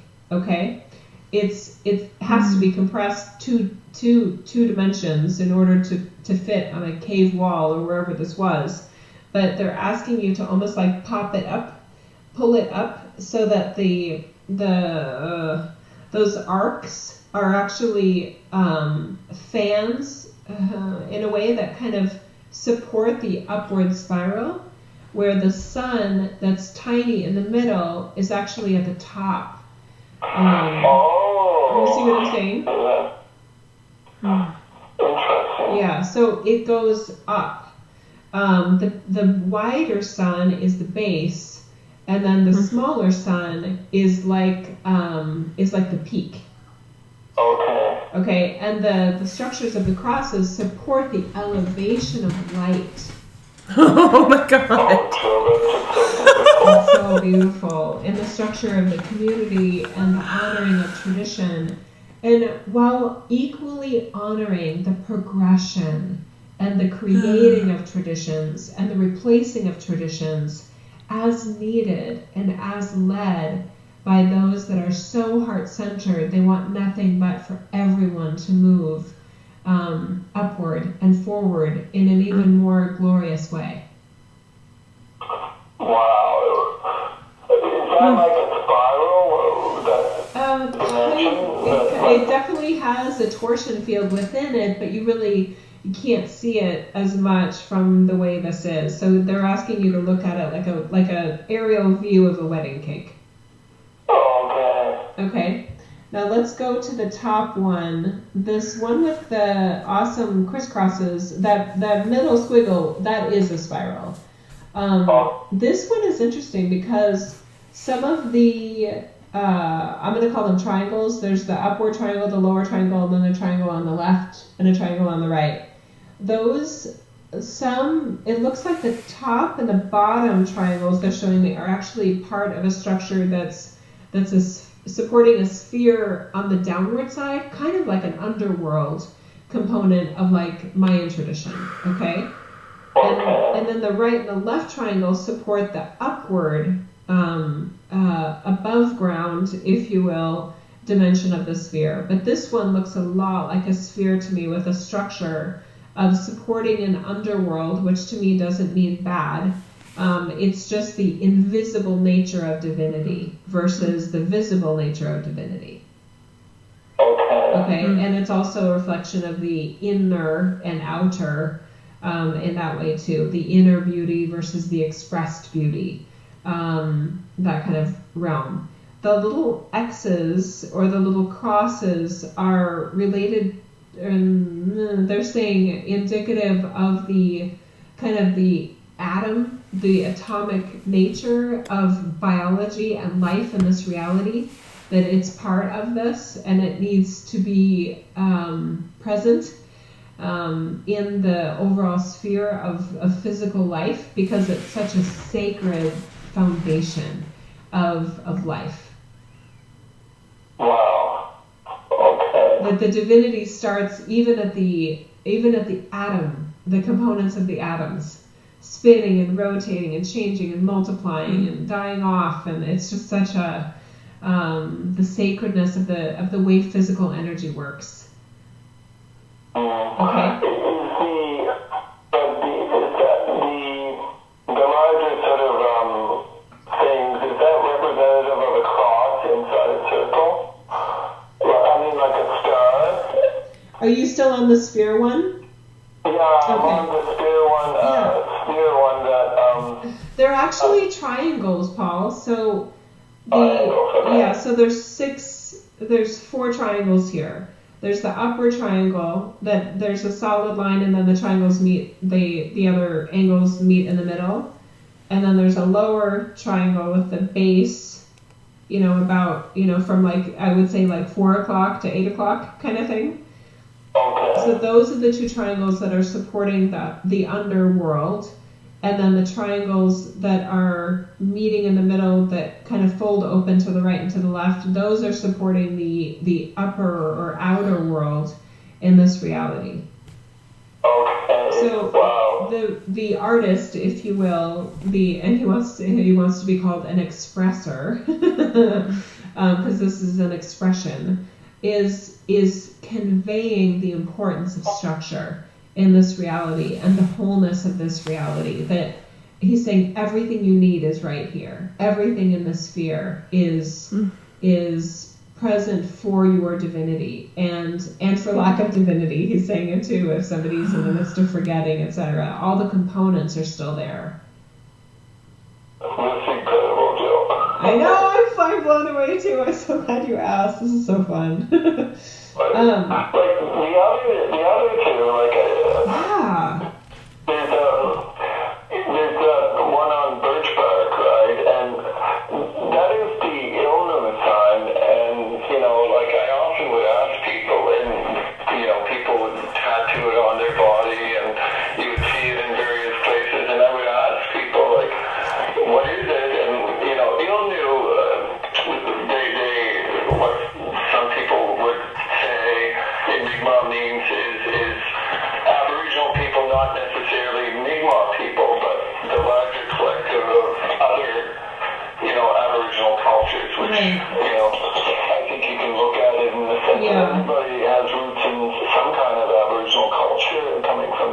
Right. And this is the one with the green? Is that the one you're talking about? That's the green one, and you can't see it. I couldn't find another image, but you do see it with the eagle holding the new sort of So this one is interesting. On what that symbol, why the design is such. Yep, the way that okay, I love this here. I love how clear. Oh, I just feel so thankful to your questions and to the way that the answers are just coming through so clearly.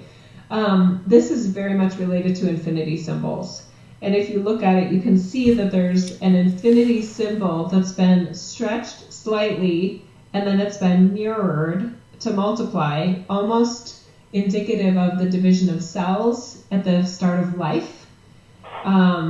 So the life of, a baby and the joining of the sperm and the egg, then it immediately starts to replicate, basically, and to divide and grow and all those things. So it's the infinite energy of life at its beginning stages of replication.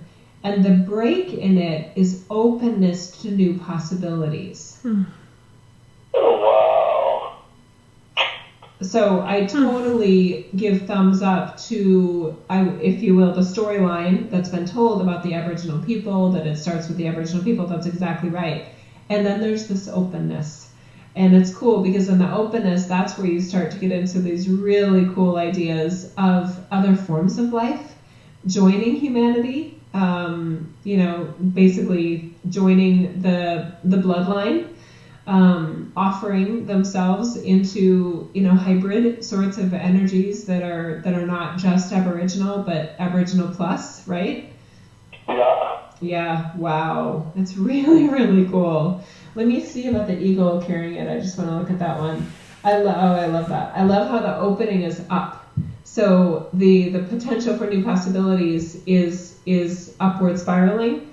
We can only go up. You know what I mean? Let's work on going up.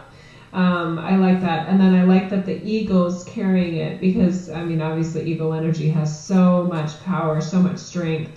And who else to carry this forward but the power of the perspective that only the eagle can have from its wide,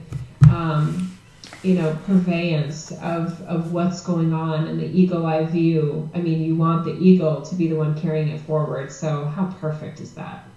Oh, wow. I love that. This is just, I just really appreciate your connection there, Jill, and the way how you convey, perspectives on these symbols, which, really, I think it's just refreshing and incredible. So thanks so much, Jill. You're so welcome. I think our time is pretty well up, Jill. It is, darn it. I could talk to you all day as usual. Paul, I love you so much. It was such an honor to meet with you. Paul, go ahead. Paul?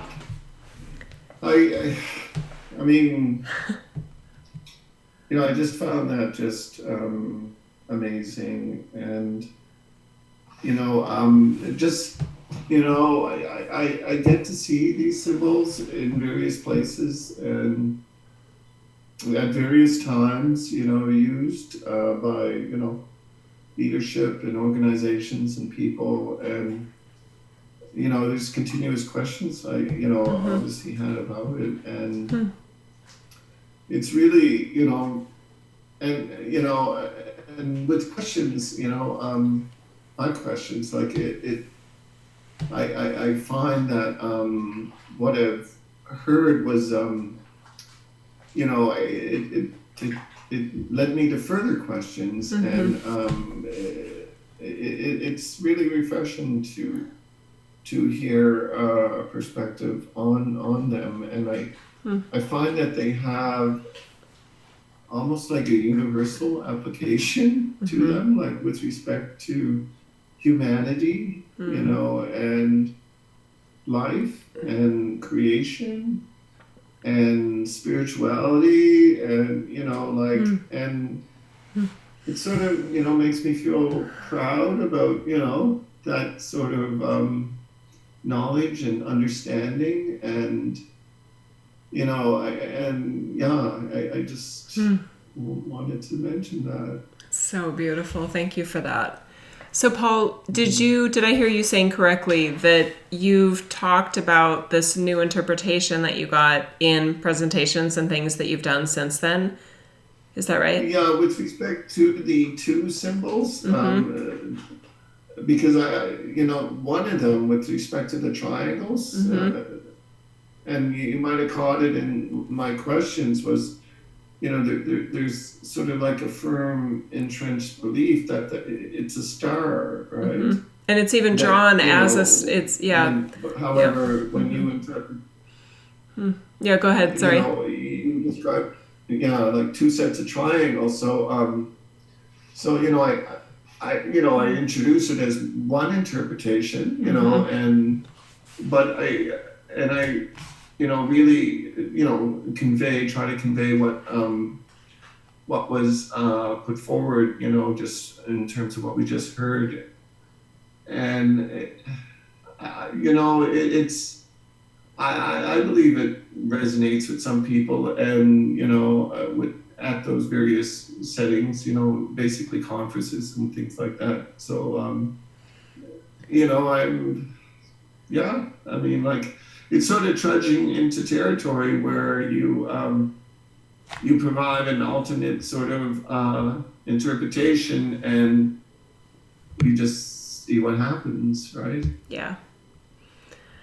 Oh, I love it. Like we were talking about earlier with adding something else to the menu. We're not imposing it on them. We're just saying, hey, here's another view. If it feels expansive to you and it serves you, then consider it, right? Or apply it. Yeah. When they pulled up that birthday cake or that wedding cake, that was just, I just remember the feeling in my heart was just like, oh. And when the original creators of these symbols were stepping in and saying, yeah, this is the problem of two-dimensional art. I mean, it's just like, it's hard to convey. And yeah, I really... So I don't even know if this is a fair question, but do you remember the process that led you to ask about these symbols? I'm just so curious. If it was just curiosity, I wonder what my team has to say about this. I mean... Yeah,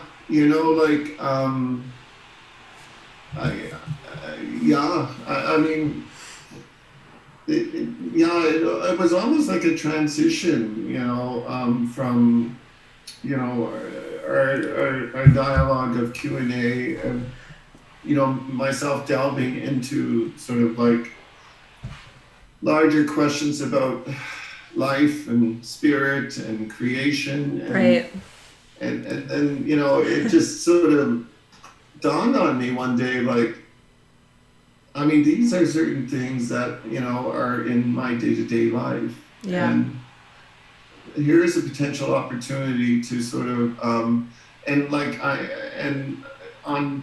some other sessions we had, Jill, I had a flicker of interpretation from legends, that I sort of discussed with you, and it really triggered something in my mind of, whoa, really?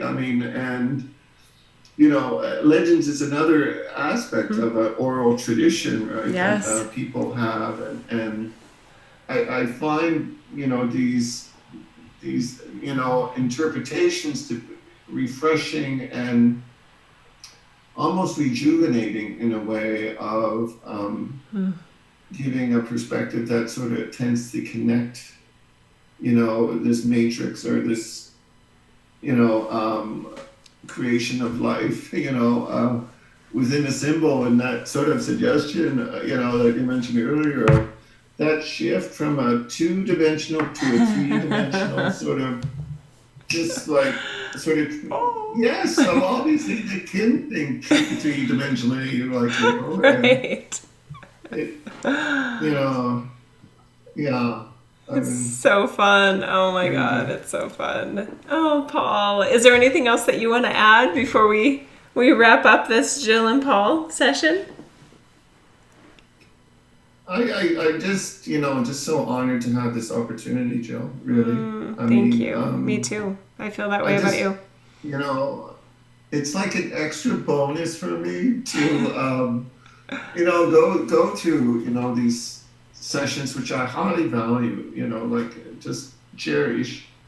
And, post sort of, thinking about them to just, I was sort of, like a follow-up to it,